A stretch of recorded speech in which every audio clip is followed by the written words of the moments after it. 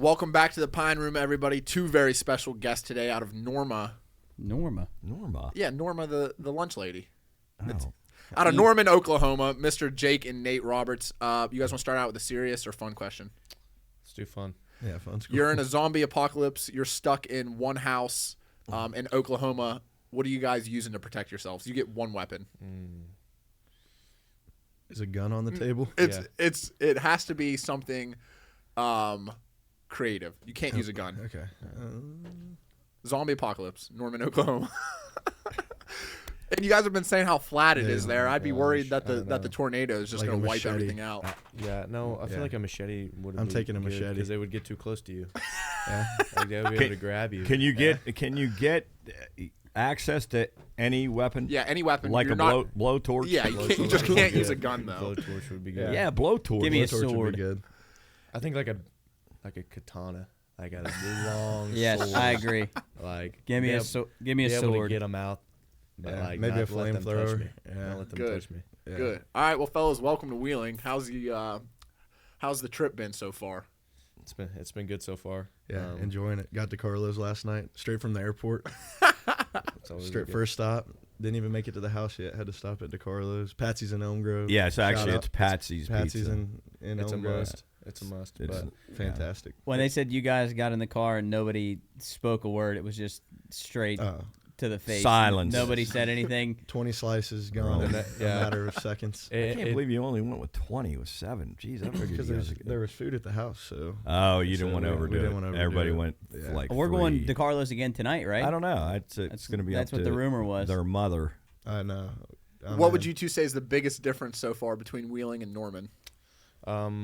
the thing that The roads, roads and like buildings. The buildings look different here they look older here than they do in Norman. Yeah. I think that's The roads and like the elevation differences between places. Oh, absolutely. 'cause Yeah, it's- it's a great You're point. driving up and down to different things, and in Norman, it's just, it's just straight. If you guys played one-on-one basketball, who would win? Me. I don't know. Wait, now, come on. It would be me because I'm faster and I got a better shot than Jake. Yeah, but I don't think you. Yeah, you but I don't Jake- think you're going to score on Jake. Yeah, Right. But Jake- I'm a junkyard dog. man. You're a dog. Yeah. Jake just thinks he can get in the post and just Nate just body tried me, to but big body me. Yeah. Getting Bro, into that Suit's was car. nice. Yeah, and I want to talk so we about don't gotta that. I about throw him man. on the hood. Nate, you say you're going to be able to score better, but what I saw outside of my car was you guys fought for the shotgun seat and you got thrown around a little bit. No, so. I didn't. I threw him around first. Then he regained I got himself. lucky. Yeah, he regained himself quicker than I did, and got that second hit quicker. Who would win an arm wrestling match? Also, that would be me That'd for probably sure. be Jake. Oh, okay. So you I'll give it win to that. Jake. Yeah. Well, before we kind of get into some things, guess to intro. Yeah. Yeah, we Soup does a didn't great even job say of anything it. who Soup they just were asked a for dumb- for Soup people asked a that dumb don't know who question they and said, are. Yeah, How are you today? Like, geez, come on, Soup. At least tell tell a people little what. bit about Yeah, him. We got Mr. Jake Roberts here with us, Baylor University tight end. And sitting right next to me is Mr. Nate Roberts, junior out of is it Washington High? Washington High School. Washington High School. Nate's in the recruiting process right now, looking to go play college tight end. Back-to-back state champions in football. And baseball. Back-to-back And state baseball. champions in baseball. Number 2 tight end in the country. yeah, Number two tight yeah. end in the He's not. country. And He's not looking to go to the MEC and play for Westlib or Fairmont. He may go play some big boy football here. Unfortunately, not. Nate, give us your schools right now. You're looking to. Ohio State, Oklahoma, Oregon, Penn State, Michigan, and I kind of like the Florida schools, like Florida and Florida State. We're gonna go check those out pretty soon. So That's So those, sweet. I for anybody that might not realize, those aren't in the MEC. Those aren't Mountain East Conference. You think schools. there's anybody Those are- out there doesn't those realize are that? some, those are some big time football schools. Jake, what would you say is because I mean obviously you're getting to watch your little brother play. What would you say is kind of some of the things that he's doing well that you saw yourself do well before you went and played D1? Like some of the things you guys do well. What's some stuff he's doing better right now? Like the run blocking stuff, I felt like was something that I was pretty good at in high school.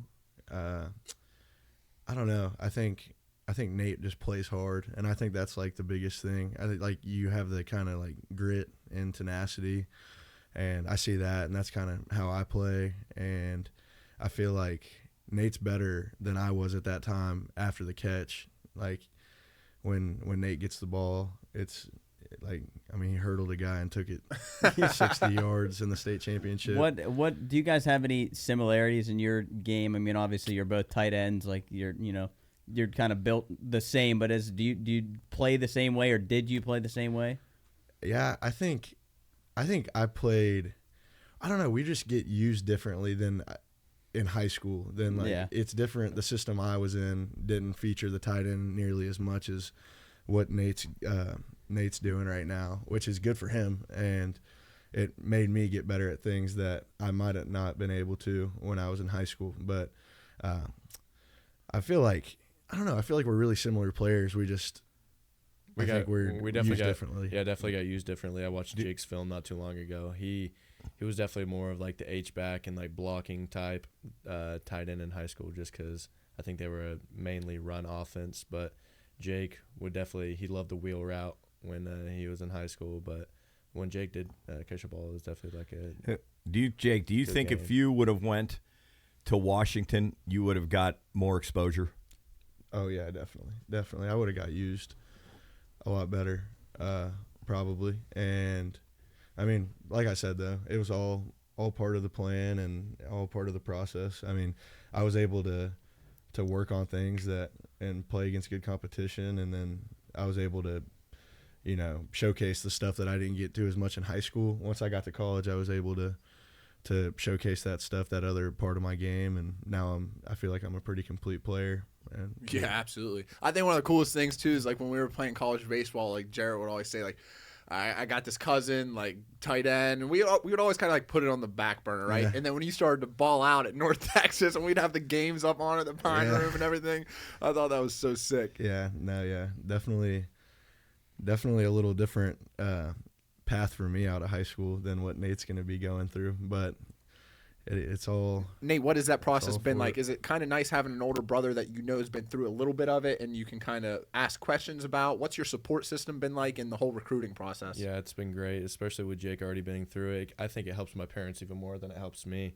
Them just learning, like helping me talk with coaches is probably the biggest thing for me. Even doing these like podcasts, learning how to talk. But it's been great. It's been great having Jake already been through it. But it's been a lot at times for sure. But having my mom and dad help me throughout. Like especially during like the Notre Dame time, I think my parents helped me out the most with like my decommitment. If it wasn't for them, I mean, I don't think I could have done that. But what's been your favorite part of the recruiting process? Like, is all the traveling been a blast and getting to go see all the different cities? yeah, definitely the traveling and like go and see these top coaches and like top schools and top players in the country is definitely my most favorite part of the recruitment. Jake, we were talking in the car about how crazy like the schemes are and the offensive coordinators and the defensive coaches and all that stuff. What do you think is important for you as a tight end playing D1 right now in the system and something that Nate can kind of look forward to, like when you guys relate with your coaches and stuff? What's the most important thing to you every day? Well, like what am I looking for kind of in a system? Yeah, I mean, you want to be able to be in a system that is going to show off your versatility, because that's what's going to help you, take your game in all aspects to the next level. And then that helps you put on tape what NFL teams want to see. So they want to see somebody that they can play in different positions, whether that H-back or split out, hand in the dirt. You want something that you're going to be able to showcase all your ability and you want to be able to get the rock. You want a system that's going to throw you the ball. Definitely. Jake, I want to go back. Obviously, you played Baylor in the Big 12. Where's been your favorite place to go? We were talking about it a little bit last night. You talking about K-State. Where's been your favorite place to play so far, besides home at Baylor? Kansas State was probably the coolest environment. Just the fans, it was crazy. It was a cold day, and I don't know. They showed out. We obviously didn't have the season we wanted, and I didn't really expect to have a sellout crowd, but it was bumping. And It was really. That was super cool. UCF was also a really good environment. So yeah, you guys had that was pretty cool. Unbelievable win down at UCF. Yeah, that was crazy. That was wild. Yeah, I think we had him in that game. I think we had Baylor in that game. Where were you down? 35-7. 35-7 in the fourth quarter. That's unbelievable. Yeah, we thought after that you guys were going to take off. Yeah, I always said, and I've told these guys, if I'm ever reincarnated and I could pick anything I wanted to pick in sports, I would want to come back as a tight end. And don't I tell you that all the time? Because you get a first down. Here's what I always say about tight ends. They have incredible hands. They never drop the ball. You never see a tight end drop the football. They can block, so they have to be able to do two different things. And if it's a 3rd and 7, they don't ever go 6 yards and come up short a yard. It's amazing how skilled tight ends are. They're my favorite player on. They got to be the two. Well, the offensive linemen are probably incredibly smart, understanding the blocking schemes, but the quarterbacks and the tight ends have to be the two smartest dudes on the field, right? Is that what you see? I think so. At the college level, it's especially in the offense that we were just in that I was in this year at Baylor. The quarterback and the tight end had a lot of responsibility. Everyone has a lot to think about, but at an offensive lineman, they're not thinking at all about signals or passing concepts. It's pass protection and run blocking. And then for quarterbacks and tight ends, you got to know pretty much everything. Yeah, you got to know the line's responsibilities. You got to know which since I was usually the right tight end, I got to know what my right tackle is going to do. Then what obviously my responsibilities are. So. What do you see, Nate, right now? Are you seeing the best part of your game being your route running or your hands? What do you see? What are you looking forward most to at the next level of working on as well? Right now, I think what I do best is definitely my route running and my catching ability. But obviously, at the next level, my blocking is going to evolve. I think I can block very well.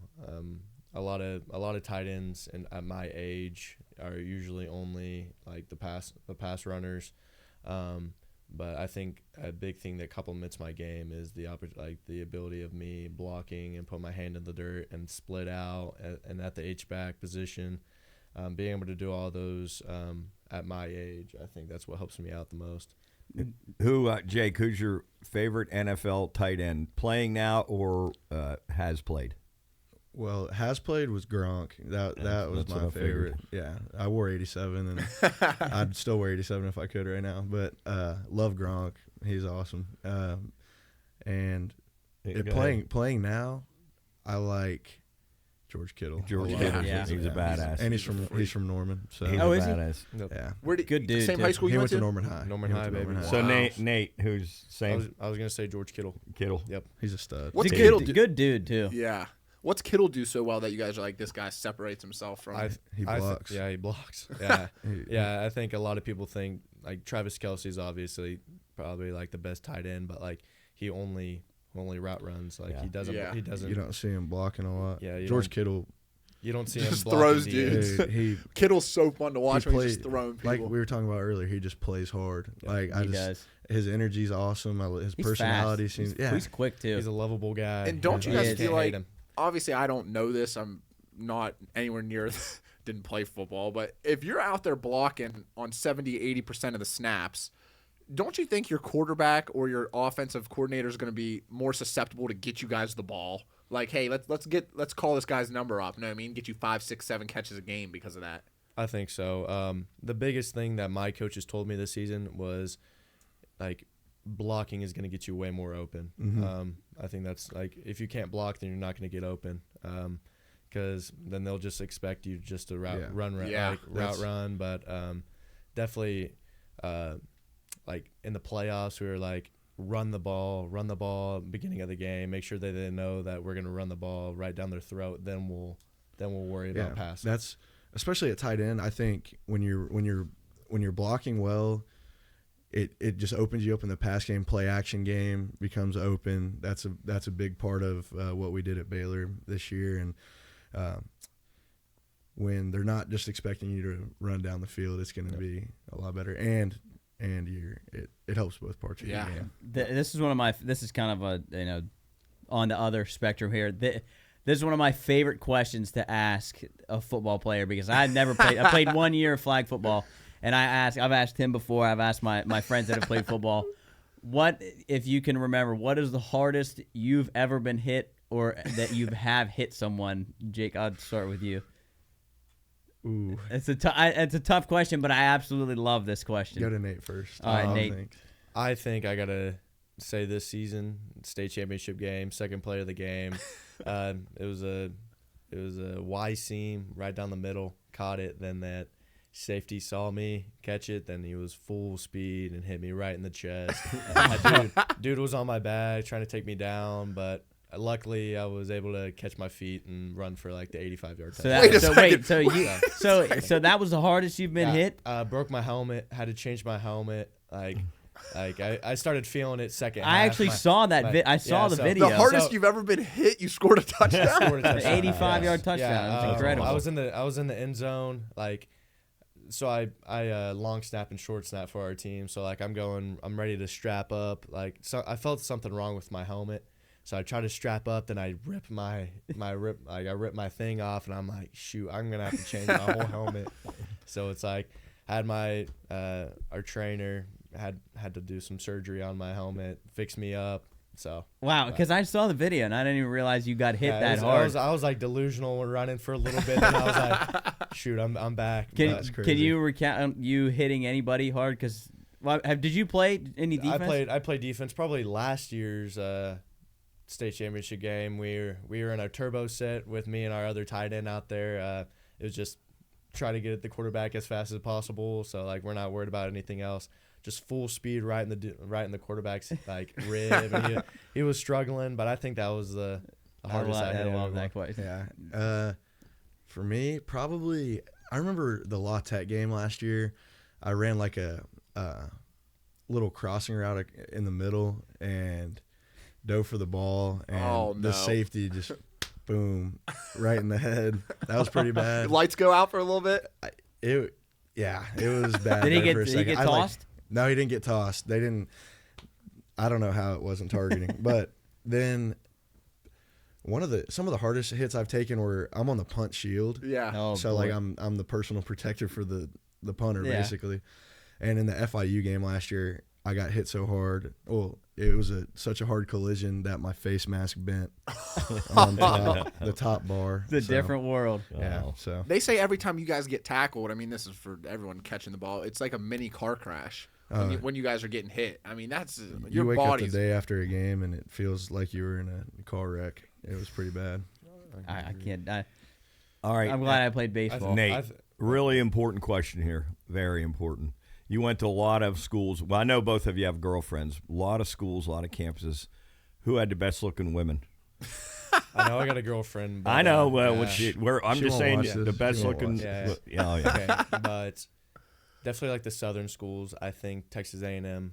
Oh yeah. I think Tennessee. Those two probably. Really?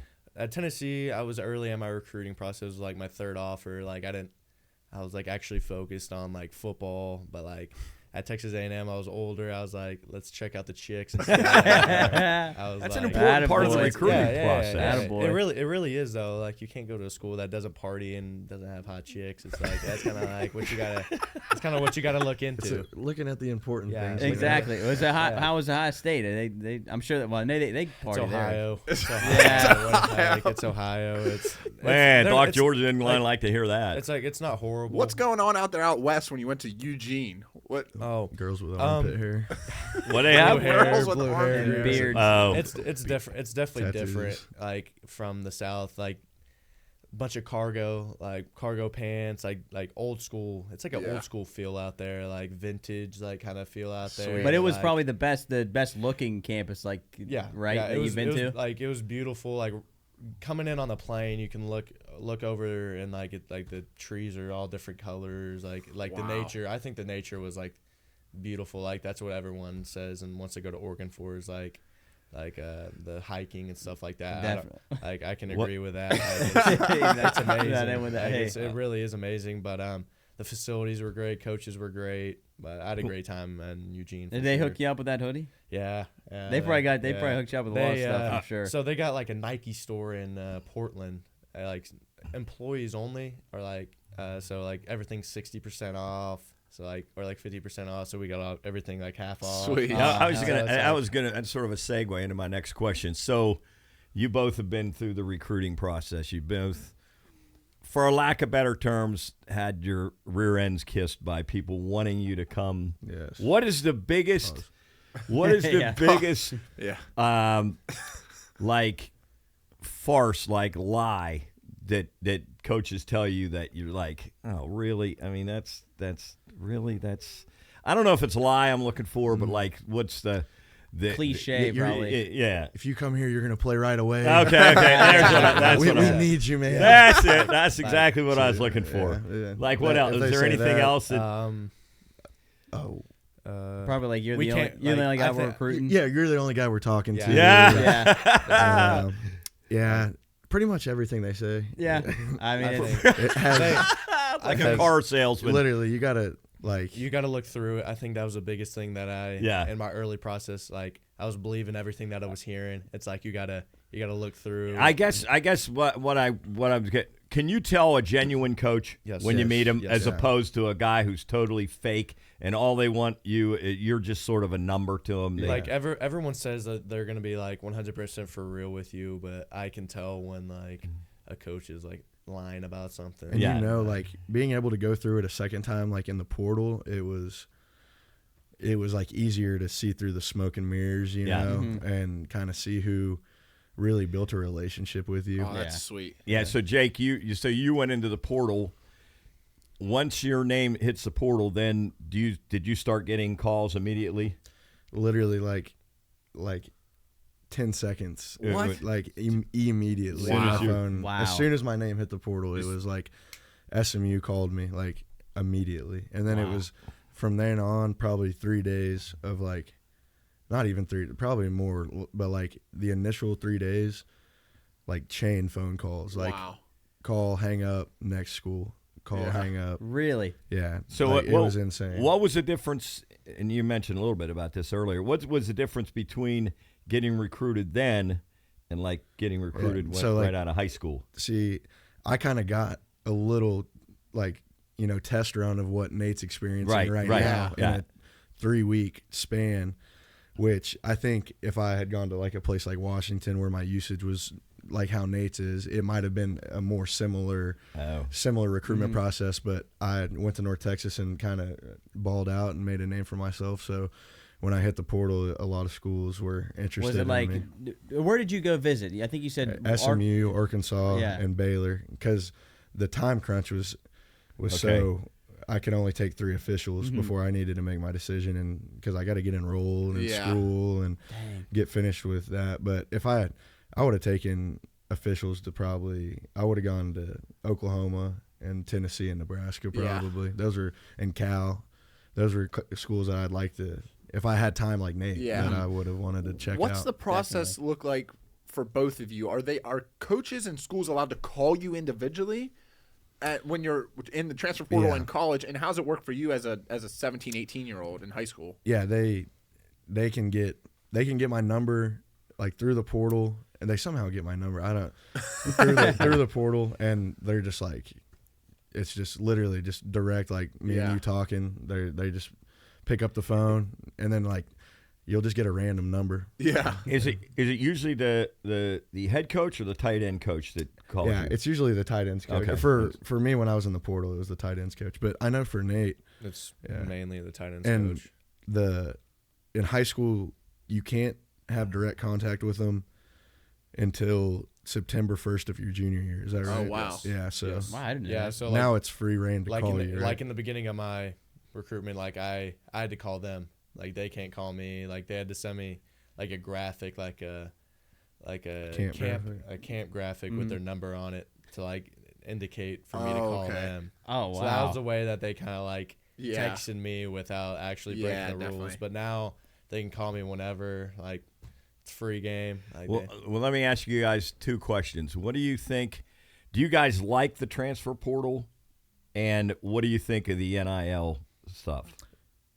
I think the transfer portal is really good. I mean, you can't, if a dude doesn't like the school that he's at, like, then he should have the opportunity to get out and go see another school. I like the portal, but I think NIL is too free range. Like, there needs to be regulations because now you have the portal's getting cluttered with starters at schools that are literally hitting the portal because of money, that they're hearing numbers at different schools, and they have a great situation that 3 years ago they'd be like, of course I'm going to stay here. I'm balling out. Yeah. Like, then they hear numbers from other schools and they make agreements and they end up hitting the portal, and it's taking spots from guys that actually are using the portal for what it's meant to be. What the intention is. It's a good point. It's not a good fit for me. I might want to try a different school where I think I'm going to play more, or I want to be, something's going on at home, someone's sick, I want to be closer to my people. Yeah. I think that's what the intention is. And then now these spots there's however many thousand kids in the portal. Yeah. And some of these kids are going to enter and they're going to end up not having a spot to go to. I never even thought about it like that. So, Nate, and you don't have to obviously tell any specifics on this, but along with recruiting, are they working an NIL package for you also? Yes. Did they do that when you, Jake? We didn't have NIL when you were not coming out of high school. Come out of high school. Portal, in the portal they did. Okay, and they are putting like NIL packages together? Yep. They're sending out offers for me, like big time money, and it's like just hearing those numbers is pretty cool. But like, I think same with like the transfer portal, but like before kids commit, like I'm talking to some kids, they're like, I'm not going to go to this school because this school's giving me so much money, and this school, like, I feel like kids are not going to the place with the best fit, but because of money. But I mean, this school that has the most money. This is tough for, how old are you? 17? 17. This is tough for a 17-year-old to, even grasp. But you're gonna go. I feel like you got a good support system around you. You're gonna go somewhere, maybe even if it is less money, that you feel like you got a better chance to ball out and go play at the next level. If you think, because if you think about it, you could obviously there's a certain amount of money that you have to. It's life-changing, and you'd have to take it now out of high school. But then there's also, I can get a good amount of money, and I feel like this school's the best fit for me. And if I play good, I'm going to make I'm going to play for the Steelers. Yeah, exactly. Make millions of dollars. Exactly. And going into each school, like there's a base, like for each school, like amount of money. It's like you'll get a certain amount of money going into that school, but then it just goes up just with how you play. That's so, like what everybody gets. Like the base is like what everyone on the team would get. Every single scholarship player will get, like, say $50,000. Like each player will get $50,000 each year. Then certain players will like get more. Yeah. So, for like at Baylor, everyone, walk-ons included, we all got the same amount of money this year. That's amazing. And now it's going to. Now we're transitioning to where it's more performance based. Mm-hmm. Cool. Where we'll have that base is going to stay the same, but then some players. Do you guys at Baylor have at West Virginia? They have like a collection or a fund. Is that how? Is it kind of how it works with you guys? Yeah. So we're like in talks with a collective called, it's like GXG Green and Gold, and that's like the Baylor collective that handles the NIL stuff. Nate, coming out of high school right now, is there any fast food company or restaurant where you're like, okay, as soon as I sign, I hope they pick up the phone and call me because I want an NIL deal with them, like a Chick-fil-A or a like McDonald's, a Chipotle. No. Chipotle would be sweet. Chipotle is definitely number one. Then like a drink spot is maybe like a Sonic. Like Sonic would be sweet. Hey, and let's, because we're probably getting ready to wrap it up here. I want to talk a little bit about your family. Obviously, you have a sister that is playing D2 volleyball. So how is she, like, I know you guys obviously are a very close family. How have you guys helped her? Did you guys help her when she was trying to decide, where because she had some offers to go play volleyball, correct? Yeah. No, yeah. So you guys were sort of already through this process. Did you guys help her and give her some advice on what to do? You know, like I feel like volleyball's recruitment is much different than ours. Oh, like, yeah. So Yeah, I it was agree. it was like tough, like helping her out. But I think the main thing was with her was staying close to home. I think she wanted to stay close to home with the best opportunity to play, and I think she's picked a great spot with UCO. It's close to home with her friends. Yeah. She's played her high school volleyball with a couple teammates, like a couple of the teammates on UCO were high school teammates. Oh, that's with her. awesome. So like Yeah. she's with people that she knows. She's close to home. Like she's home almost every single weekend. Just like it's because it's only like a 45-minute drive. But I think it was tough helping her out. I think hers was much quicker than ours. I feel like, in my opinion. But her and mom were just going. Yeah. I think. I don't know what kind of messed her, like her. It was so with Riley. I think honestly, we were kind of hands off with it. Like obviously, I support Yeah. like her, and like I'm pumped for her at UCO. She's balling out. She's a stud, and I think my parents were handy because I don't. That moves quicker in volleyball, and it starts earlier on. Definitely. But I think the portal stuff Yes, that's affects the recruiting because spots. Riley's good enough to play at a bigger school. Yeah.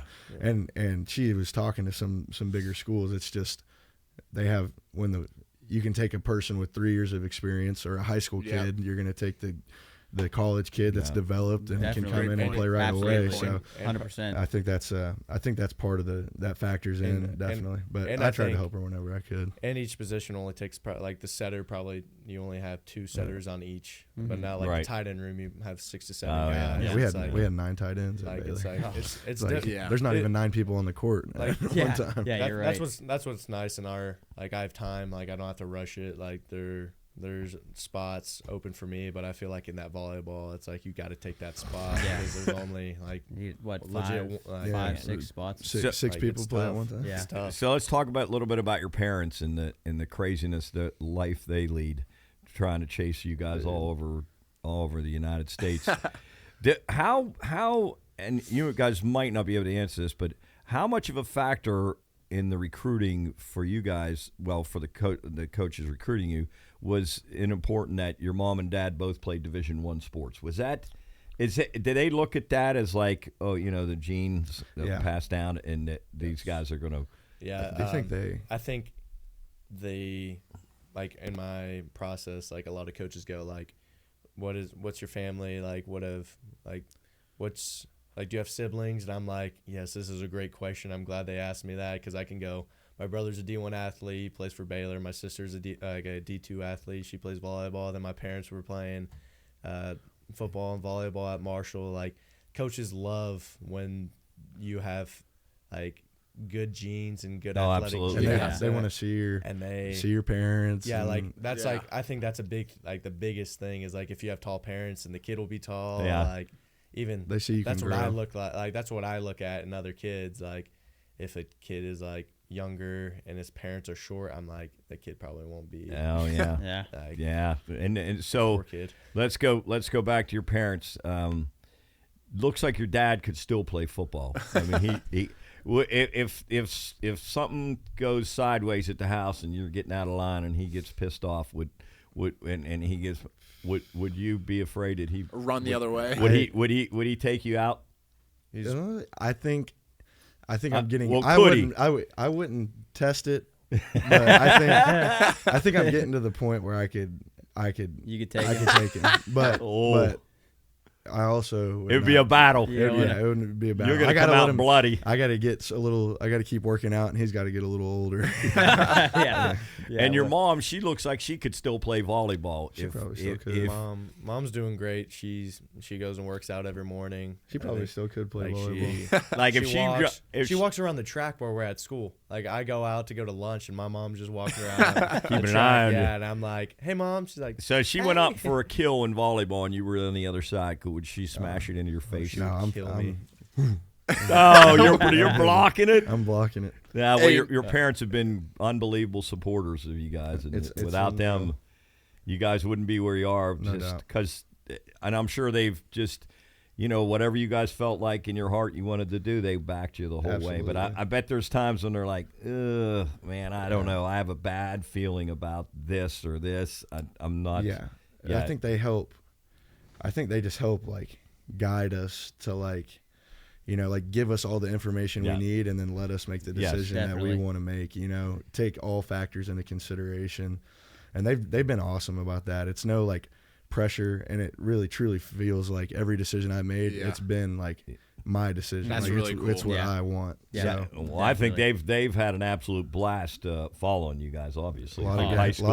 money. A lot of gas Oh money. my Lord! Hey, that plane should be your tickets. NIL deal. You should get like a travel card or something. Yep. Southwest Airlines. Yeah. There's nights they'll watch Riley during the week, and then Nate's game on Friday, and then hop in the car and drive to Manhattan, Kansas, or wherever it is. Unbelievable. They had to miss one of my playoff games to go watch Riley, so it's like they can only watch. That's what I say. How do they decide if there's a conflict? I don't think- Usually one goes with each sport. man. Last year I was in the conference championship in San Antonio against UTSA, and he was in the state semifinals. And Dad came and watched me, and Mom went and watched that's him. wow. So That's that was cool. cool. Hey, Nate, I wanted to do this thing. We do it with the. Am I good, Jer? Can you still hear me? Yeah, you're good. We do this with all our guests. We just Don't touch it. We name 5 random cities in America. I just wanted to hear what your favorite city is. We're gonna go with Boston, Massachusetts, Wheeling, West Virginia, Columbus, Ohio, Eugene, Oregon, and let's go with Happy Valley, Pennsylvania. Out of those 5 cities, what's your favorite city? But, like in what respect? Just overall. just overall. I like Columbus, Ohio a lot. What about Wheeling, West Virginia? I love Wheeling. Yes, I was gonna that's say, that's I was gonna number say that one. might be an One easy right one. there. Yeah. That should be an easy I one. mean, Matt would love to hear that one. Oh, Matt just his heart hurt a little bit. fall. No, but He was like wondering what just Jake, happened. to him. any country artist you want to see moving forward? We were just talking about music in the car. Yeah. Chris Stapleton. Oh, Stapleton. Yeah. I really want to see Chris Stapleton. I feel like I've seen a lot of good concerts. Did you get to see Zach Bryan before he was big, or like right at the when he was blowing up? He was blowing up, Okay. but I got like some general admission tickets like last minute. And Sweet. Was able to see him, but I've seen some good. I'd like to see Morgan Wallen. I like his music, but He's not your number one though. he's not my number one, but he's definitely. I listen to him all the time. Yeah. I'd like to see his concert because Yeah, he obviously puts on a they're- show. It's a good man. show. Yeah, I Good think show. one is Tyler Childers. Childers Oh would be yeah, sick. he's an all-time. Yeah, he's definitely Childers on would on be the Lots list. of good music. But sure. if I could just have like Chris Stapleton just serenade me, it would just be, it would make my life. There you It'd go. be awesome. Yeah, it'd be good. Yeah. I All think right, we're- fellas. Well, I appreciate you both, man. It's been awesome to watch both you guys. Best of luck. Go Baylor, and Nate, go wherever the heck you're going to end up. We'll go Warriors for now. Appreciate you guys go having Warriors. us. for now. Warriors for now. Appreciate you guys. Thank you. Yep, great job.